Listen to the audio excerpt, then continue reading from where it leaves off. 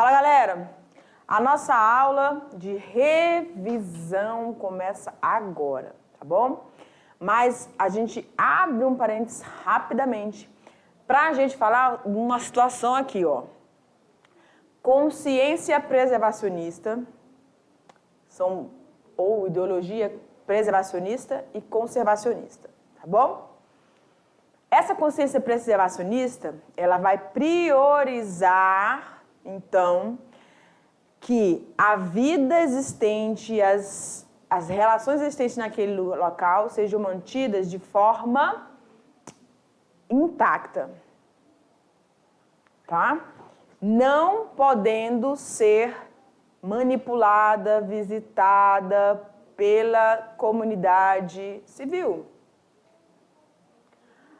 A ideologia conservacionista, ela já aborda esses ambientes com potencial de uso para fins econômicos, porém com uso regrado, de forma sustentável, ecologicamente correta, vamos dizer assim, tá bom? Joga lá na tela. Então a gente falou sobre conservação e preservação ambiental. Olha lá. Nesse sentido, a gente está falando aí de conservar o ambiente e preservar o ambiente. E aí a gente vai ter essa diferença que nós falamos durante a aula, né? Que é conservar, usufruir dos recursos existentes dentro de unidades de conservação. Unidade de conservação, professora? Sim, existe uma legislação que assegura a existência de locais que são de interesse ambiental, ecologicamente viáveis para pesquisas, para uso de educação ambiental, para visitação turística. Aí vai depender da sensibilidade, da relevância, do potencial de relevância daquela estrutura que vai estar assegurada pela legislação das unidades de conservação e transformada e classificada em cada uma dessas unidades. Aí a gente tem áreas de uso sustentável e as áreas de proteção integral, que são 5, né? As ESECs, as REBIOs, PARNAS, que os parques nacionais, os monumentos naturais e os refúgios de vida silvestre, tá? E aí os de uso sustentável,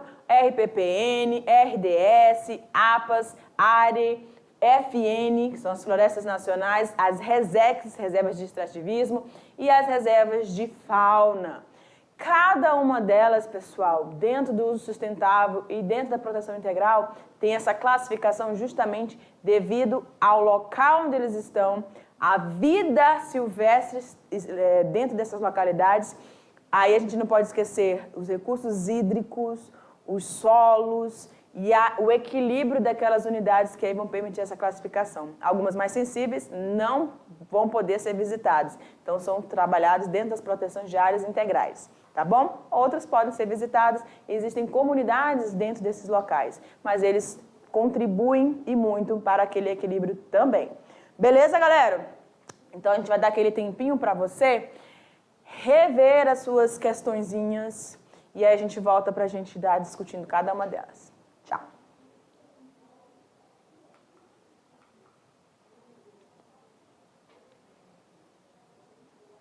É isso aí. Agora é aquele momento que a gente vai analisar cada uma das questões trazidas aqui para nossas atividades em relação a esse assunto que a gente está falando sobre unidades de conservação, unidades de preservação e conservação. Tranquilo? Professora, eu fiquei um pouco preocupada, né, com a situação de que tem muitos nomes, tem muita classificação essas unidades de conservação, não é? Ok. Normalmente, quando uma questão for trazida para você, falando sobre isso, ele vai te dar qual é a forma de unidade, tá? Vai te dar algumas características ali para você lembrar, e aí ele vai te dar dicas. Aí você vai ter consciência que aquilo que ele está falando ali é uma unidade de conservação de uso sustentável ou uma área de proteção integral. Sim, ele vai te dar algum indício, algum indicativo disso. Vai te dar assim, só a sigla lá para você estar perdido não, porque até mesmo quem trabalha nessa área, às vezes vai ter que recorrer ali, tá, para saber qual é a estrutura, como é que funciona toda a questão de utilização daquela área. Sim, senhor, tá? Que a nossa cabeça é vulnerável para essas coisas, né? A gente pode, algumas coisas a gente fixa, outras não. Tranquilo, tá bom? Vamos lá para a primeira questão? Olha lá no quadro. Questão 1. O preservacionismo e o conservacionismo são correntes ideológicas que surgiram no fim do século XIX nos Estados Unidos. Ok. No Brasil existem tantas áreas conservacionistas quanto áreas preservacionistas. Você vai diferenciar esses dois termos, tá? Segundo as suas respectivas propostas. Perfeito? Então a gente vai jogar lá no quadro de resposta e a gente vai discutindo em cima delas. Olha lá. Preservacionismo propõe, isso aqui é uma corrente, uma ideologia, uma forma de pensar e ver a vida, tá? Preservacionismo propõe a criação de santuários intocáveis, sem sofrer interferências relativas aos avanços do progresso e sua consequente degradação. Então, existem dentro da lei, dessas unidades de conservação, dessas áreas que são separadas, têm os seus territórios bem delimitados, existem aqueles que vão olhar para aquela área e dizer, não, essa área tem que ser tratada como um santuário. Eu preciso saber que ele existe, mas eu não posso ficar manipulando, retirando, usufruindo dos recursos que estão ali naquele ambiente, a não ser para fins de pesquisa. E algumas com autorização podem ser visitadas para educação ambiental. Belezinha? Olha lá no quadro. Aí a gente tem o conservacionismo, que vai permitir o amor à natureza, I love you, mas aliado ao seu uso racional e manejo criterioso pela nossa espécie, executando um papel de gestor e parte integrante do processo. Então, quando a gente pensa nessa forma conservacionista de olhar essas determinadas extensões territoriais, com floresta, com fauna, com flora, com recursos bióticos, abióticos ali, aí a gente vai utilizar esses recursos, mas sempre pensando nas gerações futuras. Por isso que a gente fala aí de forma tão criteriosa. Para isso existem manejo, para isso existem estudos. Quando a gente abre, né, para a questão da visitação turística, precisa saber... Gente, tem estudos, olha aqui para mim. Tem estudos feitos quando você tem uma área dessas para visitação turística, que eles fazem cálculos matemáticos, aí qualquer dia a gente vai conversar com a professora, né, o professor Maurício e a professora Lúcia para a gente falar sobre isso. Existem cálculos matemáticos relacionados ao impacto dessa visitação. Como assim, professora? O deslocamento dessas pessoas nessas áreas. O barulho, poluição sonora provocada por esses visitantes. Aí eu tenho que saber a quantidade de pessoas que vão, quanto tempo essas pessoas podem estar visitando dentro daquele espaço e também que período. Lembra lá dos revis, dos refúgios? Alguns são abertos, né? E aí é uma área onde você tem reprodução. Animais sensíveis e que em determinados períodos vão estar se reproduzindo. Então, naquele momento, não pode ter visitação. Algumas espécies de primatas se afugentam muito facilmente. Também não gostam, né? Elas precisam de um tempo aí para poder se acostumar. E a gente não tem que ter... Na verdade, os animais eles não podem se acostumar muito com a gente, não. Quem se acostuma com a gente são os animais domésticos. Estão ali com a gente. É até ruim a gente criar um animal solto demais, ele se adapta com todo mundo, dá, sorri, balança o rabo para qualquer um. Não é assim. Normalmente a gente cria os cães para quê? Para eles alertarem alguma situação, né, dentro da nossa casa. Se ele ficar balançando o rabo para todo mundo, já era, né? Tá bom? Então existem todos esses estudos minuciosos para que eu possa estar sim, utilizando os recursos daquele ambiente, aí também abertos para visitação, aí tem toda essa situação aí. Ou, no caso das reservas extrativistas também, que você tem aquela comunidade tradicional utilizando, recebendo economicamente, né, trabalhando economicamente naquela área ali. Tá bom? Vamos seguindo? Questão 2, você vai dar, para você dar exemplo, que já está o exemplo, né, tranquilo. 2 exemplos de áreas de conservação ambiental em Rondônia, classificadas como de proteção integral e o de uso sustentável. Então, as estações ecológicas, Soldado da Borracha, é essa de proteção integral, e a reserva de pau-d'alho, reserva de fauna pau-d'olho, encontrada ali em São Francisco do Guaporé, é a de uso sustentável, tá bom? Então, são 2 estruturas, 2 unidades, 2 situações de reservas, né, que têm características e potenciais distintos. Por isso, elas são classificadas dessa maneira, ou como estação, ou como área de reserva, tá bom?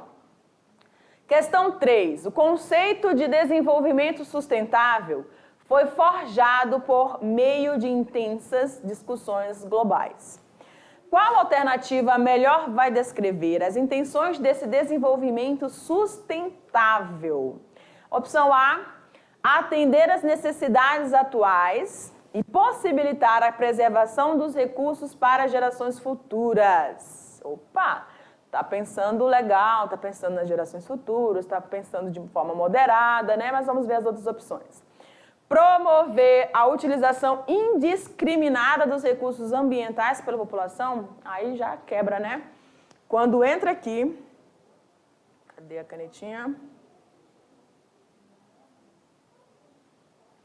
Quando entra aqui a questão, ó, cadê promover a utilização indiscriminada, ou seja, eu tanto faz o que eu vou usar ali dentro. Não, não é assim. Quando a gente trata de unidades de conservação, mesmo aquelas abertas, né, para a utilização dos seus recursos, precisa ser de forma bem criteriosa, tá?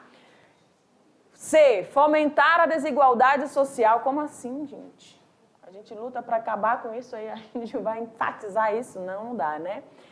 Não dá. Olha lá. D, auxiliar na preservação somente das reservas indígenas presentes no norte brasileiro.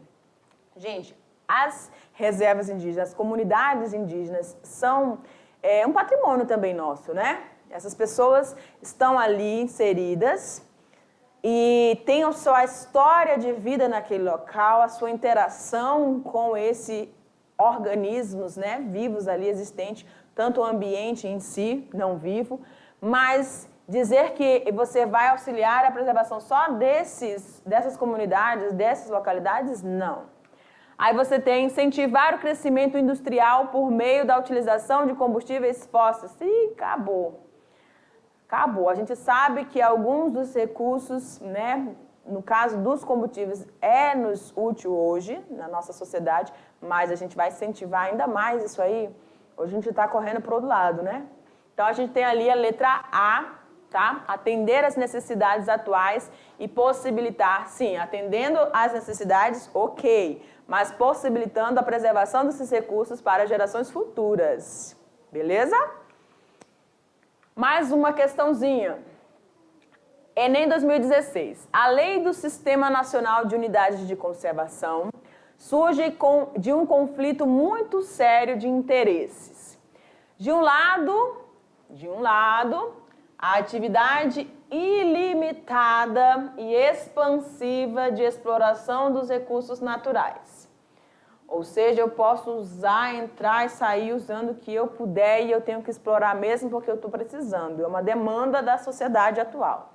De outro, a necessidade de garantir a manutenção das bases naturais para a existência do homem, então equilibrando a comunidade humana, a civilização humana, e também dando continuidade à atividade econômica expansiva que se requer represar. A diversidade da classificação das unidades de conservação definidas por essa lei revela a existência de um impasse Pois, agora vamos analisar aí esse impasse. Letra A, restringe o uso da população local, restringindo o uso da população local à função turística. Algumas unidades de conservação vão impedir a entrada de qualquer tipo de pessoa. E aí, para pontos turísticos, piorou. Ampliam as possibilidades do termo desenvolvimento sustentável. Olha aí. Quando você consegue pensar de forma mais generalizada, mais ampla, mas com essa pegada aqui, ó, desenvolve, precisa desenvolver sim, mas de forma sustentável. Quando a gente entra com essa palavra sustentável, quer dizer que eu estou permitindo que outras gerações a longo prazo também possam usufruir dos recursos que eu estou hoje utilizando, tá? Mas vamos conhecer as demais. Então, você já está entendendo que a resposta está ali, né? C, reforça a lógica da preservação dos recursos naturais. D, devolve a gerência desses espaços para o poder público. Muitas dessas unidades de conservação estão geridas por eles, tá? Algumas estão pela situação privada, mas a maioria é pública, né? Garante, a letra E, garante a prioridade da criação de novas áreas no espaço rural. Queridos, olha aqui para mim. A nossa resposta ali é letra B, tá? Letra B, só para ficar de repente pode não dar tempo. Mas a nossa resposta é letra B, e a gente está falando aí de ações humanas tentando entrar em equilíbrio. A gente sabe que nós temos demanda, a gente sabe que nós temos necessidades de espaço para construir as residências, os locais, as áreas comerciais, enfim. Isso é uma necessidade. Mas isso precisa ter um equilíbrio. A gente sabe que expandir, desmatar e tirar floresta, a gente já teve aula sobre isso, a gente já falou sobre isso. Lembra das ilhas de calor? Traz tantas consequências, né? Então, as unidades de conservação, elas são importantíssimas para que se mantenha. Existem áreas, ali estava falando das áreas rurais. Ok, é importante, porque você tem a questão da agricultura, da produção, né, das criações de animais, que servem para a nossa alimentação, não é isso? É importante. Mas dentro desses espaços, existe lá do terceiro ano, né? Você vai ver, com a introdução da disciplina de NBAZ, a gente fala lá daquelas estruturas onde você pode ter criações, juntamente com plantações, com culturas de forma ali equilibrada, mantendo o que é bom para eles e para nós, assegurando a sobrevivência daquelas comunidades nesses espaços rurais. E aí, nesses locais, me apropriei daquele local, e aí eu vou ter criações, vou ter plantações, ok? E aí você também tem uma área que precisa ser preservada, a mata precisa estar ali, juntamente com aquele espaço, tá bom? Para isso tem essa legislação ambiental, beleza? Só para enfatizar mais um pouquinho, joga lá na tela a nossa resposta, olha lá, ok. Letra B, que é esse ponto de impasse, então, para essas construções dessas unidades de conservação. Vai ampliar as possibilidades do termo desenvolvimento sustentável. Pensar de forma mais abrangente, mais consciente de cada ação executada dentro desses espaços, que são ali cuidados dentro da legislação para unidades de conservação. Perfeitinho, galera? Então, a gente finaliza essa aula aqui. E aí, essa foi a nossa aula 52, não é? E a gente agora a gente finaliza os conteúdos da unidade 3. Já vai ficando aí muita saudade, porque vocês vão ter uma aula de revisão geral. Quem não se der muito bem, vai ter aula de revisão de recuperação, mas aí é outra situação. Um forte abraço da professora Tabita aqui e do Sâmio. Tchau, galera!